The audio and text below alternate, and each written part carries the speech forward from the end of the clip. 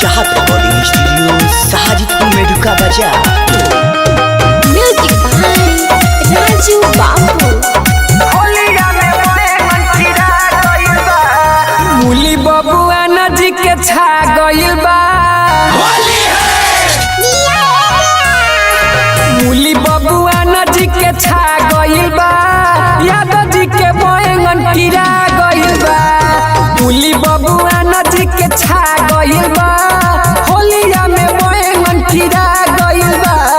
यादव जी के बैंगन कीड़ा गइल बा होलिया में बैंगन कीड़ा गइल बा होलिया में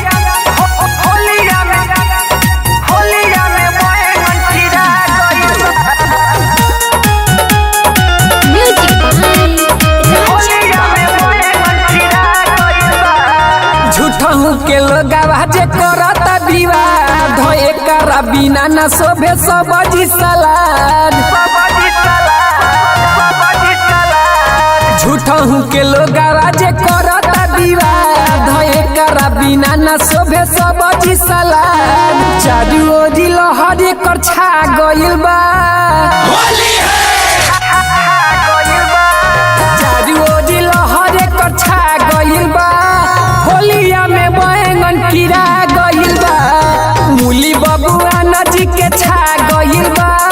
होलिया में बैंगन कीड़ा गइल बा यादव जी के बैंगन कीड़ा गइल बा होलिया में बैंगन कीड़ा गइल बा होलिया में बैंगन कीड़ा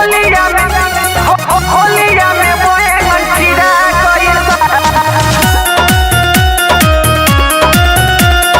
होलिया में बैंगन कीड़ा गइल बा म्यूजिक बाय राजू बाबू। पहले पवन राजा गाई हो मुरई के सभे न बचाई हो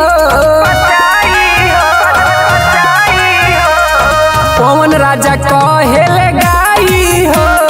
मुरई के सभे न बचाई हो